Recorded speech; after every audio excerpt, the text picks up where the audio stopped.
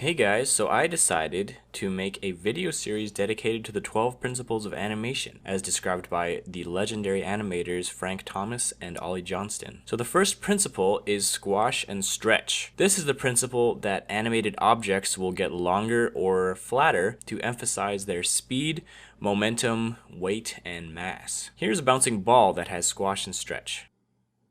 And here is one without squash and stretch. See the difference? The amount that an object squashes and stretches says something about its mass. The more squash and stretch, the softer the object. The less squash and stretch, the stiffer the object. This first one looks like a water balloon, and the second one probably would be a bowling ball. Squash and stretch applies to characters too. Look at how this figure is stretching from the speed that he's coming down with, and then he squashes after he lands before settling in his pose. You can also use squash and stretch to exaggerate facial expressions. Let's add some squash and stretch to this face. When his eyes are closed, his face is squashed, and when he opens his eyes in disbelief, his face stretches up and settles back to normal. It's very important to keep the volume of the object consistent. This is what a lot of people mess up with when they're first trying to do squash and stretch. They'll elongate the ball like this and flatten it like this. This is what you should not do. The overall volume of the ball must be the same. So as the ball gets longer, it also gets narrower.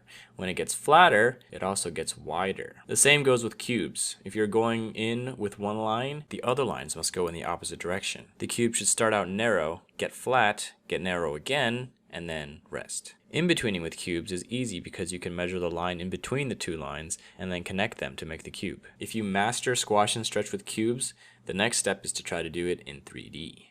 Another important note is that the ball does not have to be stretching the entire time that it's falling. When it's just starting to fall, it should have its normal shape for the most part.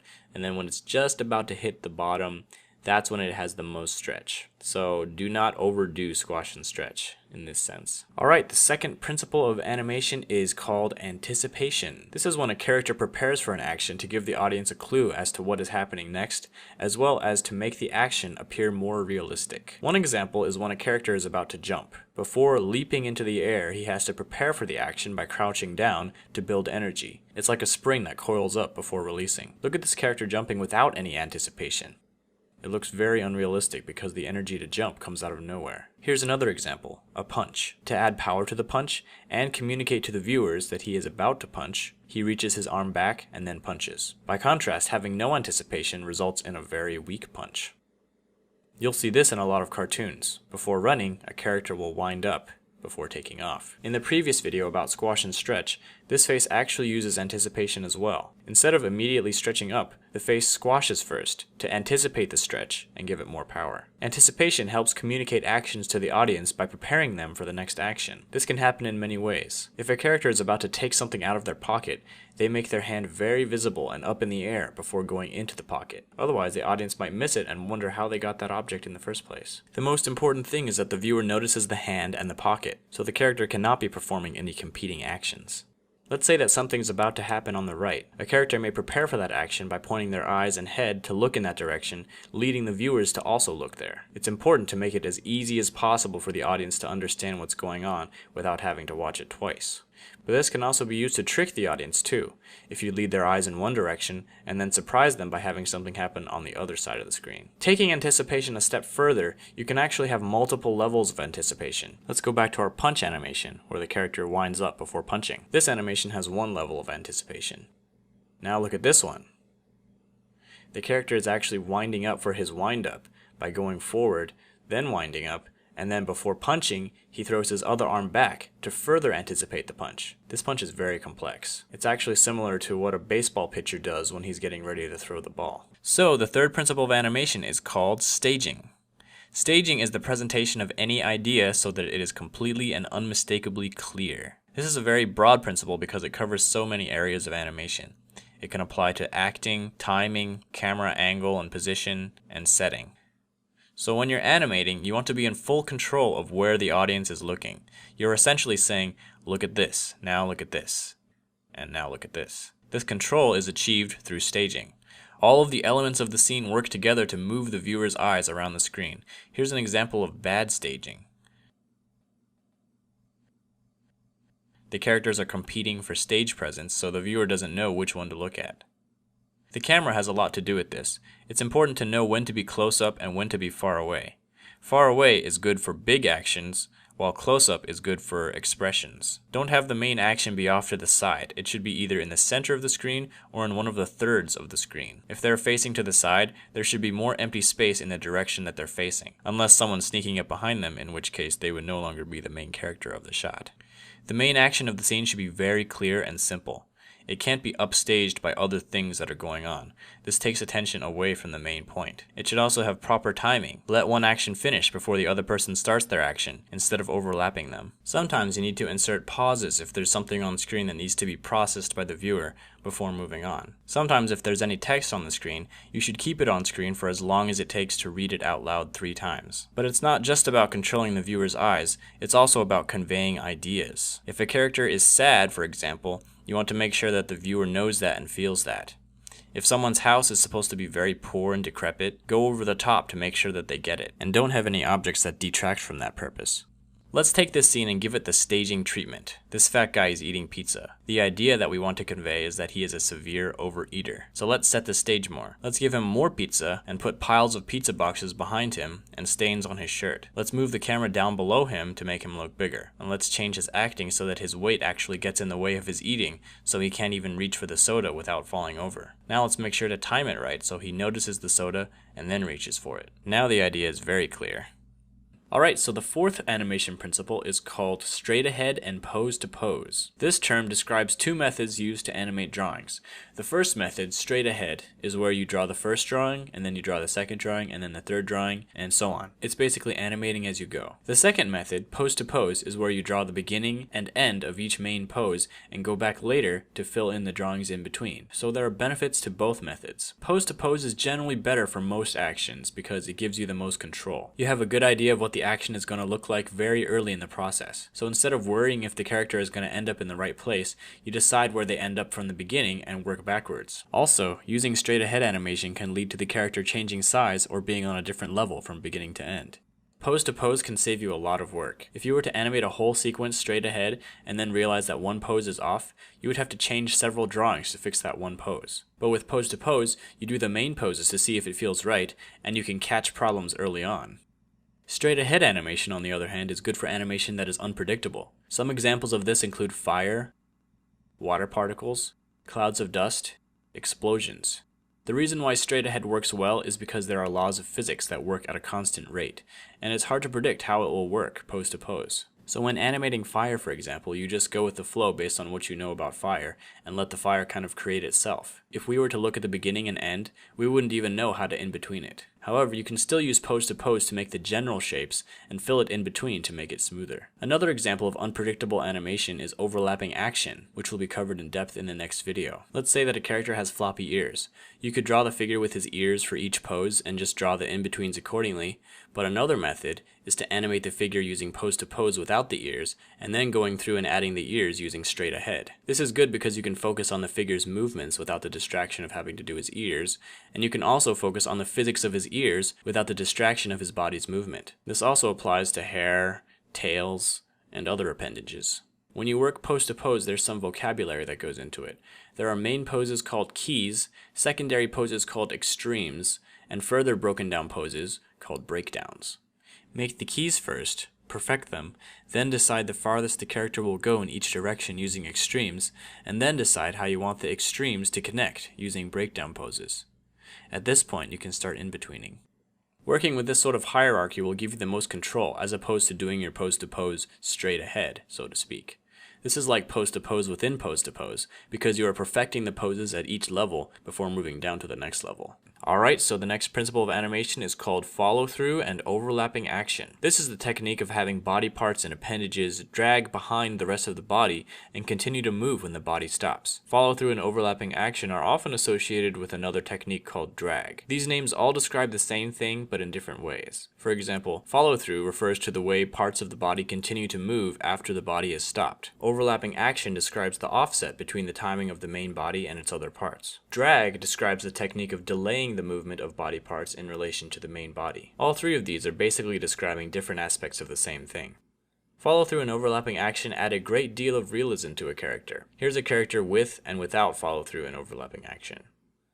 Basically, when the main body moves, the tip of the appendage should be the last to catch up, and when the body stops, the tip should follow through the farthest before settling back. This is true of not just appendages, but the whole body as well. When coming to a stop, often the body will follow through and then come back. Just as a character needs to anticipate his jump, he also needs to follow through his land. Sometimes the extra skin on a character can be treated as a separate entity with drag and follow through. Similar to squash and stretch, the amount of drag that you give something says something about its mass. The first one is like a TV antenna, while the second one is like a feather. It's usually easier to add the appendages after the animation of the main body is finished. When adding hair, for example, use the previous frame as an indicator of where the hair should be stretched towards. Since it has drag, it should be dragging from where it was in the last frame. In addition, make sure to let the hair follow through when the body comes to a stop.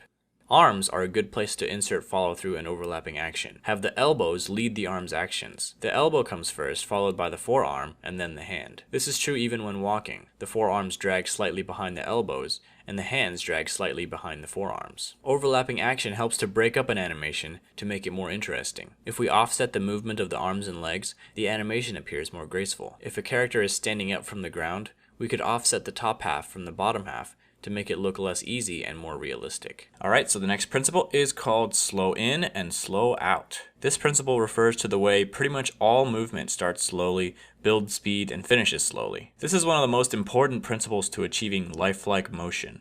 Without slow in and slow out, things feel mechanical. That's because robots are one of the only things that actually move their parts at a constant speed. To use this principle in 2D animation, you take your extreme poses, draw a single in-between, and then draw in between those, then only in between the drawings closest to the extremes until you're satisfied with the amount of slow in and slow out. With 3D animation and motion graphics, adding slow in and slow out is a matter of changing the motion curves from linear to spline by adjusting the Bezier handles. As time progresses, the object starts slow, gets fast, and ends slowly. Use it wisely. For example, you wouldn't add a slow out to a bouncing ball as it's colliding with the ground, but you would add it as it's bouncing back up.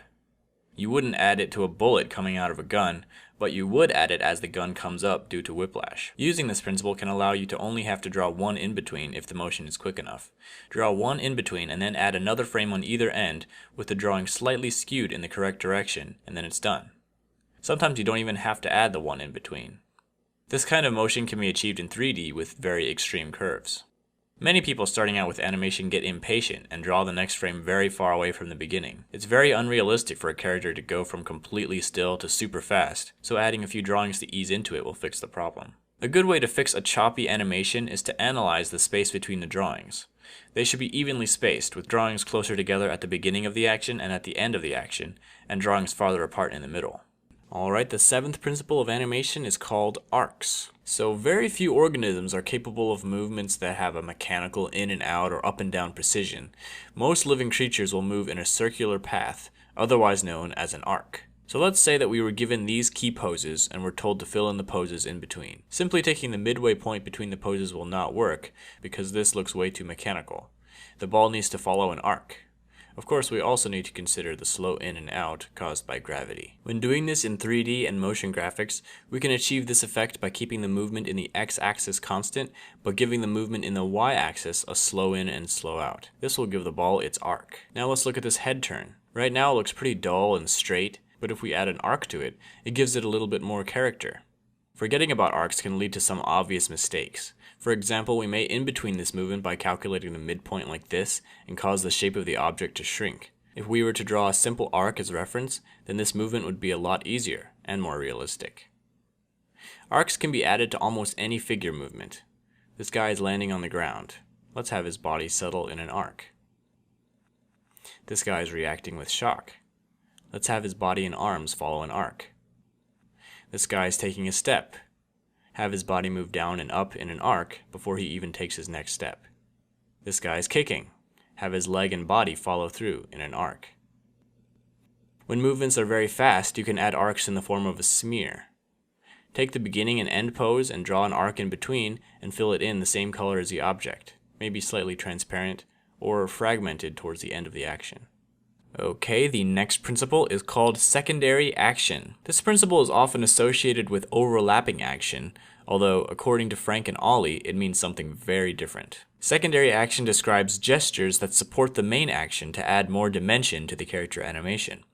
For example, a character may be walking angrily. The primary action is the legs, and the secondary action is everything else. The arms swinging, the head bobbing, and the facial movements. Let's say a character is about to knock on a door. The secondary action of the other hand will communicate what kind of door knocking this is. If it's a fist, it makes him look angry. If it's dainty, it gives him a graceful, happy vibe. If it's tucked close while the head looks back and forth before knocking, it communicates that he doesn't want to be discovered. This guy is picking up a box. We can give him more personality by having him rub his hands together and twiddle them in the air while getting ready to pick it up. It's important not to let the secondary action dominate the primary action. If a figure has a sad expression that should be seen, and we are adding a secondary action of wiping away a tear, the hand shouldn't cover the face. On the other hand, don't let it go unnoticed. People might not even notice that there's a tear there unless you give it its own time. This is why the principle of staging is very important in secondary action.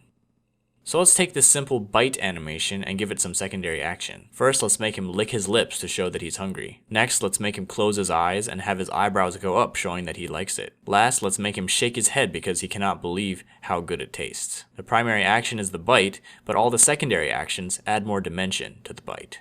So the next principle is called timing. This principle states that the personality and nature of an animation is greatly affected by the number of frames inserted between each main action. Basically, if you have many drawings that are very close together in between the two main poses, the action will be very slow. If you have very few drawings set far apart from each other, the action will be very fast. Less drawings means fast, more drawings means slow. One simple action can have 10 different meanings depending on how many frames you give it. This man is leaning from one shoulder to the other. With no in-betweens, it looks like his head is being hit by a tremendous force, nearly snapping off his neck. With one in-between, his head has been hit by a rolling pin or some other object. With two in-betweens, he has a muscle twitch. With three in-betweens, he's dodging the rolling pin or the other object. With four, he's saying, "Move it, get out of here." With five, he's more friendly, saying, "Over here, come on, hurry." With six, he sees the good-looking girl or the sports car he always wanted. With 7, he's trying to get a better look at something. With 8, he's searching for the peanut butter on the kitchen shelf. With 9, he is appraising something very thoughtfully. And with 10 in-betweens, he is stretching a sore muscle. The standard frame rate for movies is 24 frames per second. If one drawing is made for each frame, 24 drawings per second, that is called drawing on ones. If one drawing is made for every 2 frames, that's called drawing on twos, and every 3 drawings is threes, and so on. It's actually very common to draw on twos rather than ones for a few reasons. First, it cuts the amount of work in half. Second, it actually makes slow actions look smoother than if you were to draw every frame, because the precision needed to draw in between 2 very close drawings can lead to the animation looking jittery. Some would also say that drawing on twos is better for fast actions as well, because it gives a sparkle and spirit to the animation that would otherwise be too evenly timed and less lively if it were drawn on ones. But drawing on ones is necessary when there's a very fast action that needs to be read, often a scramble or a flurry of activity. And it's also everyone's choice how many drawings to put in between poses. Some people draw more or less frames depending on how much movement there is, and this can give a very dynamic effect to the animation. So the next principle is called exaggeration. Basically, every action, pose, and expression can be taken to the next level to increase the amount of impact on the viewer. So the early animators at Disney would get confused because Walt would tell them to add more realism, but then when they changed it, he would criticize the result because it wasn't exaggerated enough. In Walt's mind, there was probably no difference. Making it more realistic didn't mean make the physics and proportions more consistent with reality, but rather make the idea or essence of the action more apparent and real. So if a character was sad, make him sadder. Bright, make him brighter. Worried, make him more worried. Wild, make him wilder. Exaggeration doesn't mean more distorted, but more convincing. It's amazing how you can always add exaggeration. This animation looks finished, right? But let's give it some exaggeration.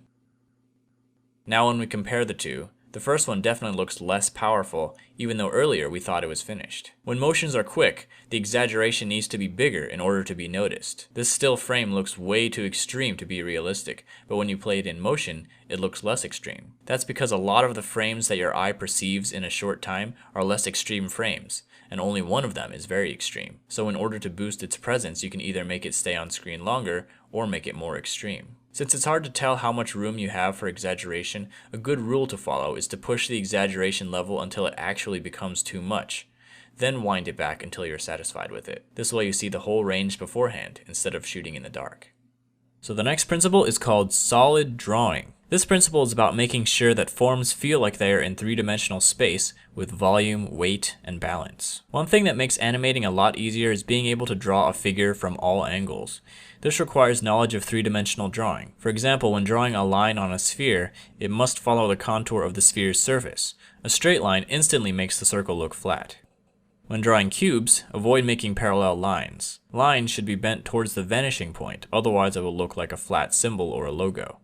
When doing a rough pass of the character, use basic solid shapes like spheres, cubes, and cylinders to construct the character, instead of circles, squares, and rectangles. This will help you be mindful of the space they're in. Another thing you can do is draw perspective lines on the ground to keep track of their distance from the camera, so that you can know when to draw them bigger or smaller. When moving on to the clean line version of your character, be very mindful of overlap, and try to include it whenever possible. Without overlap, everything appears to be on the same plane, but just adding a single line here and there can define where surfaces come out and where they recede. Another thing to note when doing lines is to avoid symmetry. Symmetrical lines look flat. Try to pair a straight line with a curved line, or offset two curved lines, so it looks more natural and dynamic. The principle of solid drawing applies to 3D animation as well, in regards to portraying weight and balance in the pose of a character. For example, avoid what's called twinning, which happens when the arms and legs and other paired features are doing the exact same thing. This is a known affliction that animators have to make a conscious effort to avoid. Instead, lean it over to one side, or put one hand on the hips,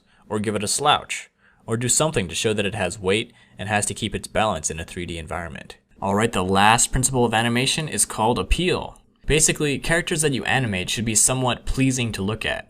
They should have some kind of charismatic aspect to like about them. This doesn't only apply to the hero of the story, but also the villain and every other character. Appeal doesn't always mean good looking, it can also mean interesting. So the villain should be likable in the sense that they are interesting to look at. The tricky thing about this is that everyone has a different standard for what is appealing. However, just giving your character a dynamic design can greatly boost its appeal. Here are 3 steps to doing that. First, use a variety of shapes. Instead of using the same shape for every character, try out different shapes, because there's no limit to the spectrum of crazy configurations that characters can have. Every good character design starts with a clear shape. Second, play with proportions. Cartoonists often magnify the things we find interesting and shrink the things we might find ugly or boring. For example, they might enlarge the head and eyes, shrink the body, and make the hands larger. Finding the aspect of a character that defines his or her personality and blowing it up can often create a more appealing design. Third, keep it simple. Too much information can overcomplicate the character and also make it harder and more restraining to animate. This is a difference between drawing for illustration and drawing for animation. With animated characters, you have to pick and choose what details to keep because you're going to be drawing those details hundreds of times. So let's give some characters an appeal makeover. This king has a generic shape and not much personality. Let's make him more like an egg. Now his appeal comes from looking proud, powerful, and petite. This robot mercenary has too many details to see any personality. Let's pick a few details and emphasize them, remove the rest, and change his shape. Now he has a mysterious appeal to him. This fisherman looks pretty average. Let's adjust his proportions to emphasize his lankiness and make that his point of appeal. So that's all I've got for appeal, and that brings us to the end of our 12-part series. So I thank you for watching it. I had a lot of fun making it, and I actually learned a lot about animation too. I do plan to continue making these videos, and next I will be covering walk and run cycles. So thanks for watching, and I'll see you in the next video.